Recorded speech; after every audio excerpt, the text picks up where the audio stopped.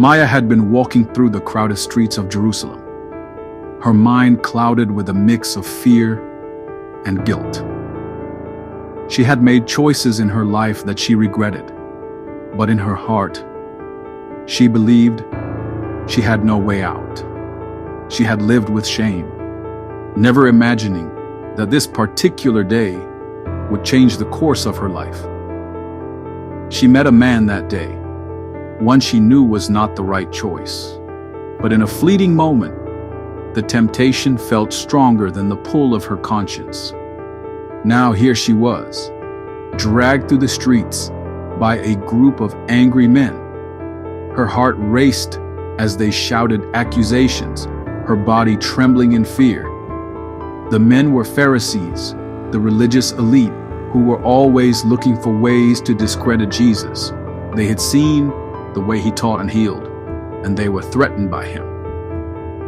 This time, they thought they had a perfect trap. With forceful hands, they thrust Maya before Jesus, who had been teaching at the temple, surrounded by a crowd of listeners. Maya could feel their eyes on her, the whispers like 1,000 daggers.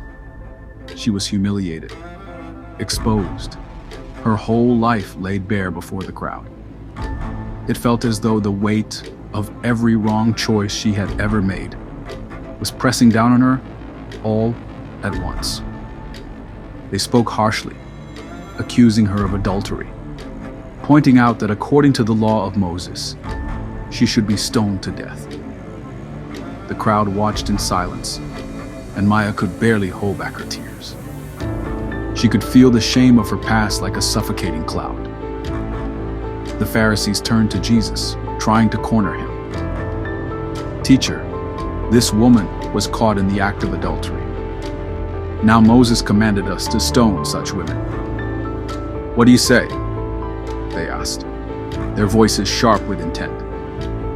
Maya held her breath, waiting for the response.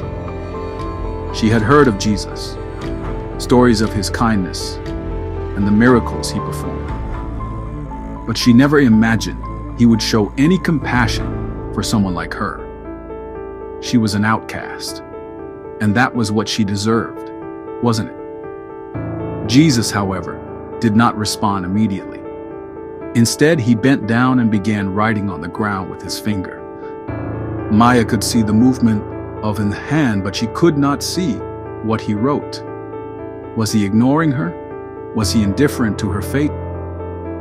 The Pharisees, impatient and sensing their victory slipping away, pressed him further. "What do you say, teacher?" they demanded. Finally, Jesus stood up, and the silence grew thick. He looked at the accusers, and then at the woman, his eyes gentle yet piercing. "Let him who is without sin among you be the first to throw a stone at her." Maya blinked in shock. The crowd had been waiting for a quick verdict, but now they were confronted with a challenge, one that made them look inward. The men who had condemned her now stood frozen in place. The words of Jesus echoed in their hearts, reminding them of their own failures and imperfections. Jesus bent down again, continuing to write on the ground. The men stood in silence, their anger dissipating, replaced by uncomfortable introspection. One by one, the accusers began to leave.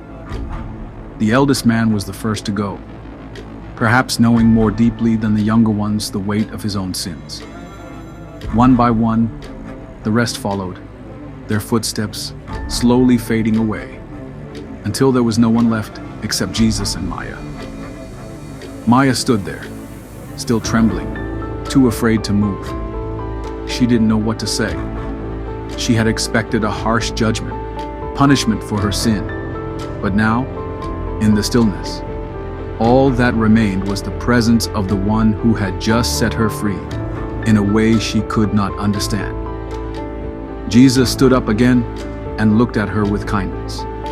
His gaze was unlike any she had ever felt. It was not the look of condemnation, but one of understanding. "Woman," he said softly, "where are they?" Has no one condemned you?" Maya's heart pounded in her chest, but she slowly looked around. The men who had accused her, the ones who had pointed fingers, were gone. She was alone with him, the one who had spoken such powerful words. She barely dared to speak, but in a trembling voice she replied, "No one, Lord." Jesus smiled gently, and in that moment, something inside her broke. She felt the weight of her guilt lift, as though the chains that had bound her for so long were falling away. She had expected judgment, but instead, she was met with mercy. "Neither do I condemn you," he said, his voice full of grace. "Go and sin no more." Her breath caught in her throat. Go and sin no more. Could she? Could she truly leave behind the mistakes of her past and start anew? The weight of Jesus' words filled her with hope, a hope she had long since abandoned. Maya stood there for a moment, her heart racing as she processed what had just happened. She had been given something she did not deserve: grace. The kindness of this man had torn away the walls she had built around her heart. And in that moment, she knew her life was no longer the same.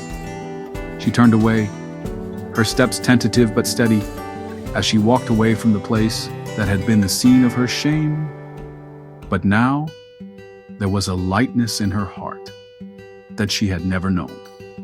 She had been forgiven, and the future no longer seemed like an endless path of regret. As she walked through the streets of Jerusalem, she couldn't help but wonder about Tizes, the man who had spoken those words. Who was he? How had he known to offer her grace when everyone else had written her off? But one thing was certain: she would never be the same again. She had been given a new chance, a chance to live in the mercy and love of the one who had seen her not for her mistakes, but for the woman she could become.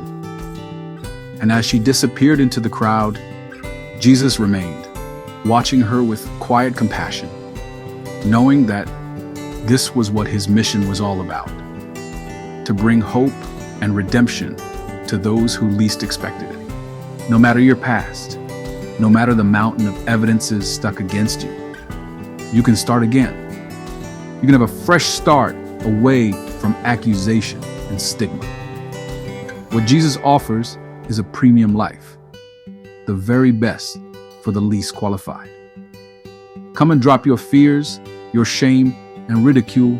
Come and exchange your sin for his grace, so you can go and sin no more. For I have come that you may have life, and have it in abundance, to the full, till it overflows. Come to Jesus for your best life yet. Thank you for watching. God bless you.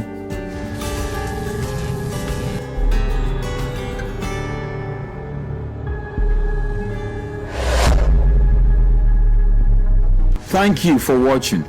Kindly like, comment, and subscribe. Click on the notification bell so you can be alerted anytime a new video is uploaded. And please don't forget, share and be a blessing to someone. God richly bless you. Shalom.